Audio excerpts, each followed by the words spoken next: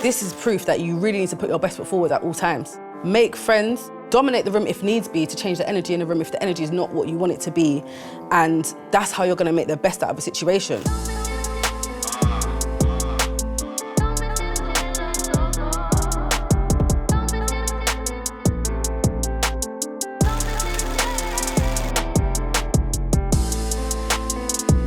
Today's powerhouse of a woman. I don't understand how she's done so many things so well. The list is so long that it's actually hard to remember. Welcome, Sian Anderson. Let's have a chat. Let's talk about this. Let's talk about what's going on there. Thanks for having me. What's missing from the list? Project manager and A&R. Okay, and really important ones because you played a huge role with P Money, Ed Sheeran, to name a few. Yeah. Like I said, you know, if you're going to do something, do it well and do it 12 times if you want to become Sian Anderson.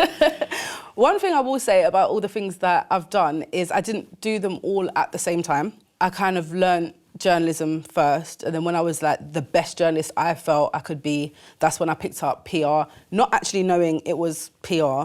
That's when I started my project management company. Then record labels called me for my services, and kind of radio happened off the back of being a journalist because people liked my blogs and was like, why don't you do this on the radio? So I think people often think, oh my God, look at what she does. I'm gonna go and do all these things and be like her. But it's not that simple. I didn't just wake up one day and throw myself into all these things. I've done this for 15 years, so it's like picking things up along the route. But Sian, each of those individual things are lifetime achievements for most individuals. So it's like, oh, I'm gonna be a journalist when I'm older.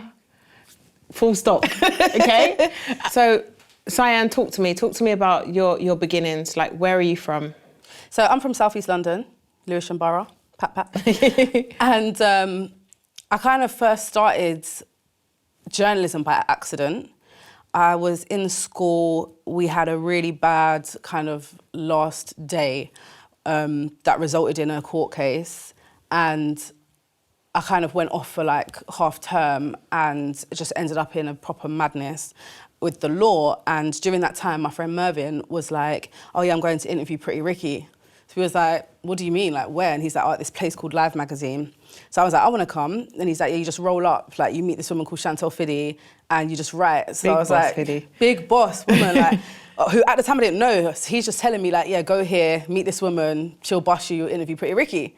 But he's a very quiet guy. He doesn't really say too much. So he wasn't really giving me all the info. So I was like, cool, let me go to this place. Went there, met Chantel. She was a G from the get-go, like proper embraced me, made me feel really settled, comfortable in the environment. And she was like, yeah, like we run this magazine here, like it was a social enterprise, doesn't exist anymore, which is really sad. But at the time, they was putting together a magazine and it was like, for us, by us was the slogan. And it was just young people putting together a magazine, sending it to print. So I was like, cool. But I found the environment so sick because it was just young people hanging out from all different walks of life. So I just went there because it was nang, innit? It was just like young people chilling. But I was in my rude girl phase. Like I had like my hair in a bun, slicks, bare diamonds, bare jewelry, drip, everything. Like as you do. Tracksuit, lollipop, like the whole shebang. And I had this court case going on and they were like, look, we'll write you a reference to the court because what we see from you is not kind of matching up to what this court case is about. So they wrote me references, but they were like, you know, if you bust case, ultimately, you need to understand that we've referenced you here and you need to do better than this. They never went into the ins and outs. They just said to me, like, are you guilty of this? And I said, no. So they was like, cool, we're gonna make sure that we help you through this. But after that, we don't wanna hear no drama and palaver. So out of everybody in the court case, I was the only person that didn't end up with like a fine or getting sent to youth offenders or any of those things out of, I think there was like 12 people on the case. So I went back to Live and I was like, oh my gosh, I really owe it to these people to give them my full attention and kind of be a part of this magazine and this process and help it get to print. And then one day, I think I was getting on Chantel's nerves. She was like, look, what do you want to do? I'm like, I want to be a celebrity interviewer. She's like, a journalist. I'm like, it's a celebrity interviewer. She's like, it's a journalist. And I think she just snapped a little bit and was like, can you just sit down, take a computer and write about what you know? So I wrote about girl gangs for the magazine.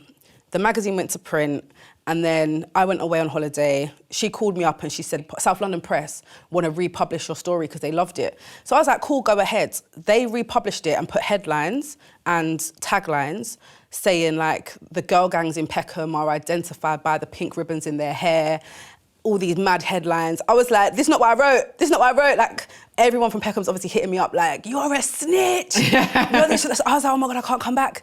They're gonna kill me in Peckham. I thought it was proper mad, yeah. You know when the main character syndrome kicks in, you're like, they're all after me, everyone. Literally, like, my mum kept me out of the country for time. I was like, oh my God, like, I hate this. I don't want to be a journalist anymore. Like, this isn't fun. So then I called Chantel and I said, look, this is what's happened. She said, oh, I've just told my editor at the London paper that that's what's happened, and he actually wants you to do like an anonymous story on the after effects of your story. So I'm like, oh my gosh, but this one was paid. So I was like, this is gonna be my first check. Can I tell you that my first check? It was like £200, but at the time I'm 16. This is big money. That's paper. Give me £200.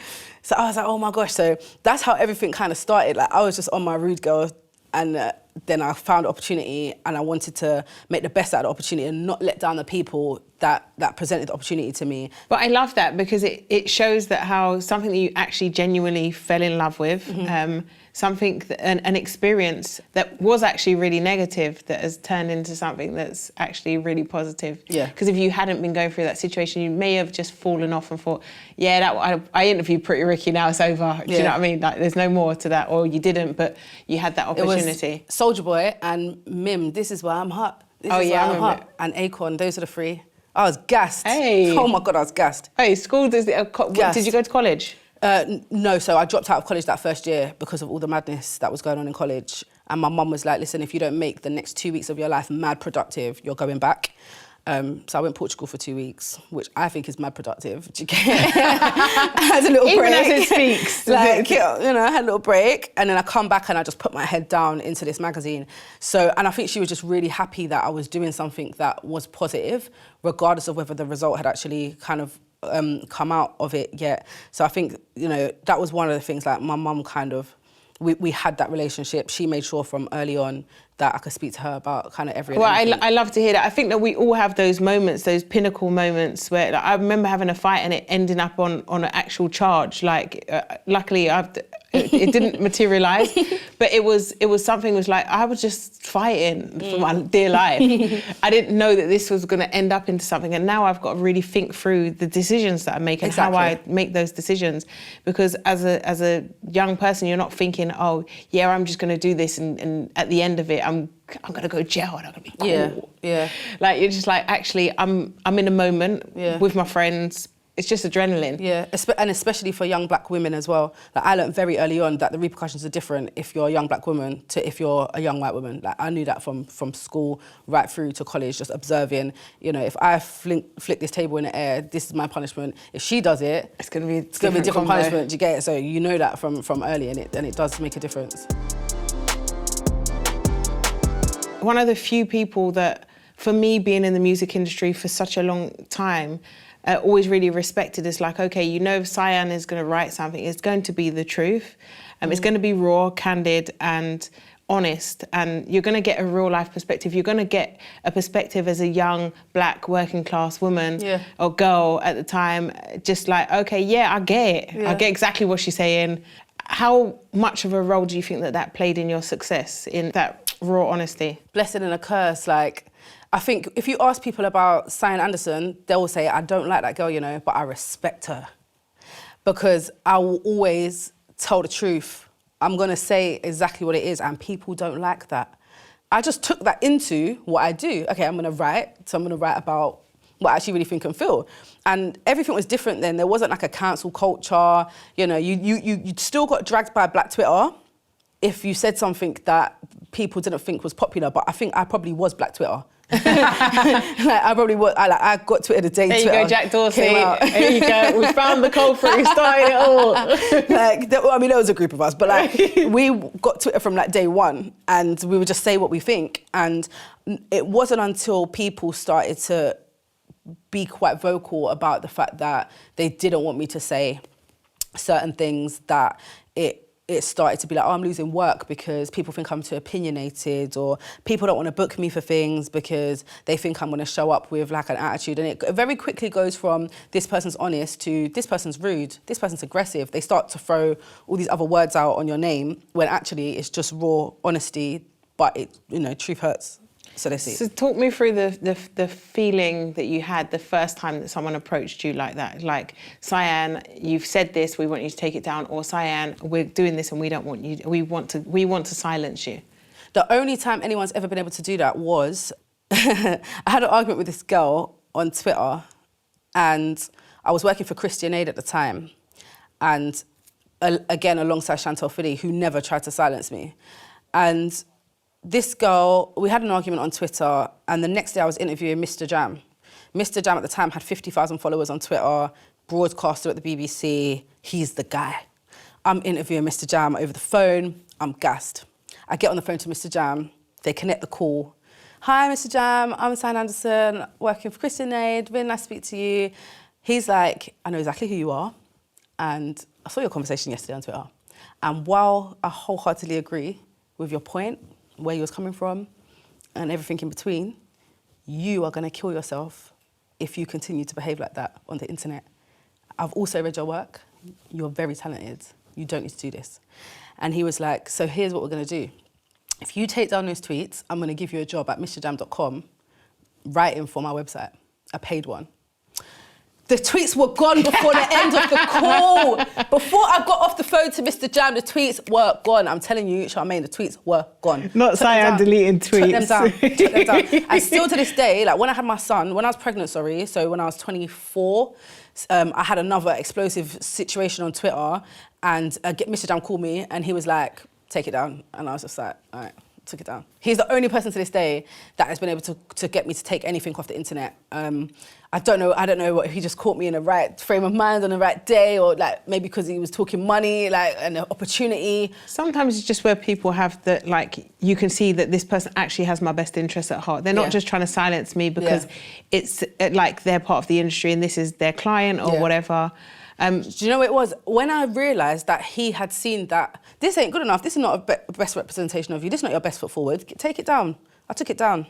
I love that. Those moments of self-reflection are really hard. Yeah. You know, because you like, but this is my brand. You know, you have that moment. I always talk about the different, I don't know if I am the only person with voices in my head, but I do have them. You'll have that moment where you're like, do I want to take them down? This is my brand. Take them down. Like, do you really want those people seeing you like this? Actually, but I still really like the tweets. I've read them again. Read them 4 more times. Still think I'm really quite funny and witty. Take them down. And that self-dialogue is really a difficult one. I think that's the day that I knew I was my brand, because I didn't ever see it as this is my brand before. I think that day I thought, rah, you are your brand.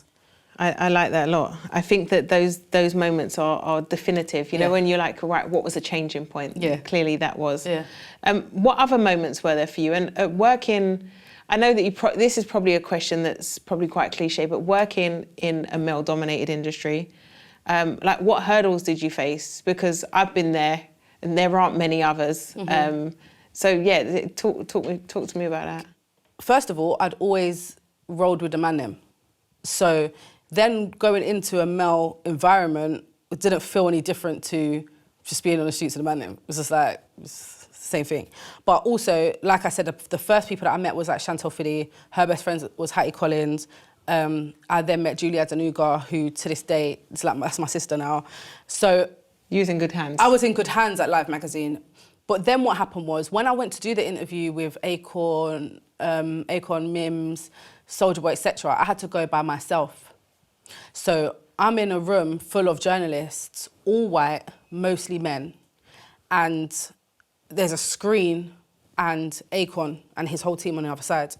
And it was so stiff, like he's doing an album playback and everyone's sat there, no one's enjoying, no one's vibing.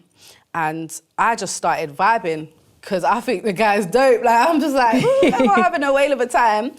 And the guy next to me, during the break, was on the phone and he was having a conversation in German, but I can speak German. So I could understand what he was saying. And he was saying, basically, it's really stiff in here. So then I started speaking to him because I was like, look, if you think it's stiff, I think it's stiff. Like, let's have a chat, you know? So I said to him, oh, it is a bit stiff in here, blah, blah, blah. And like, he was like, oh, you speak German? I was like, yeah. So we were having a chat, blah, blah, blah, having a vibe. Then other people started getting involved in the chat. And then all of a sudden, everyone was talking and vibing. So then Akon realised that everybody was talking and vibing because I've created a vibe. And he called his manager to call me into the room. So he's like taken my energy out of this room and brought it into like where he's doing the playback. When I got home, I was like, Raw, this is proof that you really need to put your best foot forward at all times. You really need to be able to sit in a room comfortably by yourself, make friends, contacts in that room, dominate the room if needs be to change the energy in the room if the energy is not what you want it to be. And that's how you're going to make the best out of a situation. I never sat there and thought, oh my God, there's so much men in here and they're all white and what do I do? That fear there, that's not going to help me. I've always felt like in the most uncomfortable situations, boss up. How do you boss up in this situation? Like boss up because you're here for a couple of hours. So are you going to be here miserable or are you going to boss up to get and make it happen? So my first experience was probably that Akon listening, and then after that, I've just very quickly realised that again that fear. You can't carry it with you. It will weigh you down and drown you. I've seen people come through Live magazine and have that fear.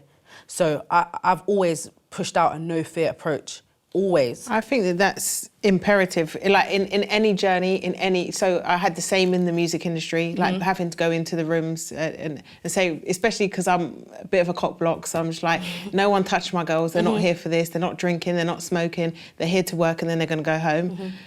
Building the respect because you walk in as your authentic self is really important. But I was also able to carry that through into my investment career where it's, again, largely like this male-dominated white middle class and just saying, actually, this is my superpower. My superpower is that I'm different. I am working class, I am black and I'm a woman. Well done for recognising that. I do talk different to you lot. I do have a different lingo. But that means that I have something different to add. Exactly. So your perspective is always different. And who wants the same perspective every time? We want 360 degrees. We want to change. So seeing that Sian had come through and been that honest voice, people like me were able to receive the news that we were reading differently. And be able to feel like, actually, we're part of this. Because she is us. You're me. Exactly. You're Julie. Julie's you. You know, like you're being able to see each other and say, actually, I recognise that work. And do you know what? I got so much work from it as well. I then just started walking in rooms going, this room is too white, this room is too male. Like, come run me your next project and I'm going to diversify this for you. Like, so much work just from being able to recognise that, guys, like, come on, like, don't you want a woman in the room? Like, don't you want a black woman in the room? Like. Let's talk about something that women don't talk about enough, money.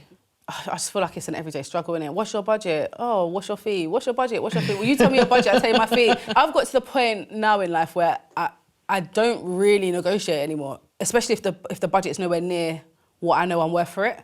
But finding out what you're worth for things is impossible to tell. In like my major label job, you can see on the internet what the ballpark figure is for a marketing manager. You can see what the ballpark figure is for an A&R. If I'm doing both jobs, combine those two numbers and that's what you're paying me. Very clear. You know, you can't negotiate with me there. When it's a DJ set, what's the capacity of the venue? How much are your ticket sales? Who else is on your lineup? And then you can roughly work out how much you should be getting paid as a fair split. Say if there's 10 people in the lineup, you're like, okay, cool, I'm one of 10. Roughly, the headliner's gonna be charging this. These type of DJs are gonna be charging that. Here's where you fit. But it's a horrible conversation. Like, I've never found it fun. It's difficult as well because there are agents who look after those conversations for you. And I've had agents on and off. But a couple of years ago, I just decided I'm not having one. I think someone comes and takes 20% of your fee because they're ballsy enough to ask to negotiate.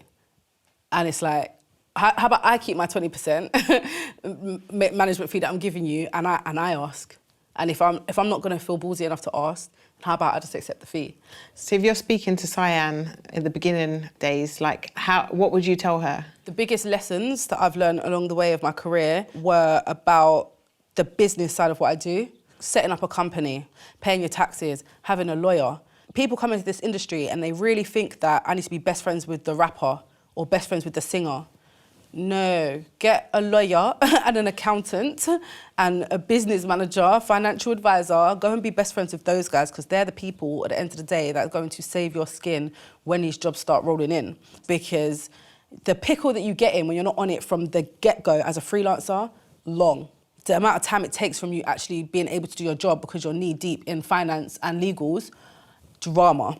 So we spoke about the past, we spoke about the present. What's in store for the future, Sian? Do you know what's magic? I'm feeling very hot girl summery. Hey. In the past couple of weeks, I've really been feeling myself. I cannot lie to you. And so I've really been focused on like myself and my brand, and the cookbook obviously come out. That made me really happy. So I'm going to be doing lots of like cookbook pop-ups, which are going to be brilliant. I want to open a restaurant, but I'm 30. I act like I'm 50. I act like I'm such an old woman, yeah. I'm only 30. If I open a restaurant when I'm 50, I'll be happy in it. But that is one of the long-term goals. But I run mentoring programs, Floor 6 Music Academy and Next Step. So I'm going to be bringing those back in 2022. We mentor 40 kids every year, and it's just such an important project. Lots of people have gone on to do incredible things, like working at record labels, working at brands, being music managers, being artists. So those projects are really important, and because there are no live magazines, I do feel a responsibility to take all the things I know and kind of hand it down to the next generation. So I love that. So Sian is amazing. You can find so much more things to talk about with you. I could probably be here all day and forever. And I feel like this is our proper time, first time we've proper had a conversation, actually, in fact. But I have had these pending conversations stocked up with, all my voices. They've all asked different ones on different occasions. I'm really impressed that you're being able to share this with other people that are like us when we were younger, getting ourselves into a pickle and feeling like maybe there is no other way, maybe we need to run away from everything. There are things out there that we can do that we can fall in love with and we can actually make money from. And you've made it working in a way that's amazing. So shout out to Elijah's mum here also. Thank you. My most important job. Most importantly. Well, let's toast to that. Cheers! What, are we back in it? Yeah, we're back in it. No.